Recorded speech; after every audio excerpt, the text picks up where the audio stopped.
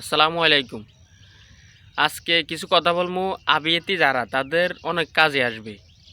কথাটা হলো, যেহেতু আপনি একজন পুরুষ হয়েছেন, বিয়ে আপনাকে করতেই হবে। তো বিয়ে দিন করবেন, হুটহাট করে বিয়ে করবেন না। ৩টা জিনিস মেনটেন করে বিয়ে করবেন, তাহলে আপনার জীবন অনেক শান্তি হবে। প্রথম নাম্বার হলো, আপনার স্বার্থ অনুযায়ী একটা ঘর করবেন। এমনকি সেই ঘরের ভিতরে আপনার সামর্থ্য অনুযায়ী মালসা বানা আনবেন, সুন্দর করার চেষ্টা করবেন। আর ৩ নাম্বার হইলো, আপনি চলার পথে মানে যতটুকু অর্থ লাগে এরকম একটা অর্থ লাইন করবেন। লাইন করার পর আপনি বিয়ে করবেন।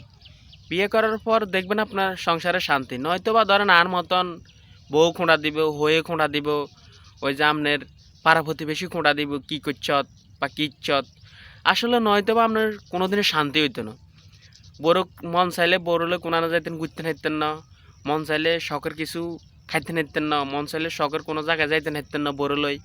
মন চাইলে আপনি কিছু করতেন হাঁটতেন না। অর্থ চা আসলে এই দুনিয়ায় একদম অসল। আর যদি আপনার বিয়ের পরে টাকা না থাকে, তাহলে আপনার বউ আপনার অতটা ভালোবাসতো না। বউ শুধু ঘৃণা করবে, বউর মুখের কথা পারে বা আলতু ফালতু পাবে। তো কিছু লাইন করে বিয়ে করবেন। ডাইরেক্ট হুট করে বিয়ে করবেন না যে আল্লাহ আরে দিব বিয়ের পর। এটা কোনোদিনও ভুলও করবেন না। তাহলে কিন্তু অবহেলার পাত্র হয়ে যাবেন বোর কাছে। মোটামুটি কিছু করি তারপর বিয়ে করবেন, নয়তো বিয়ে করার দরকার নেই। আমি মনে করি। আমার কথাটা যদি ভালো লাগে তো রাখবেন আমার কথাটা।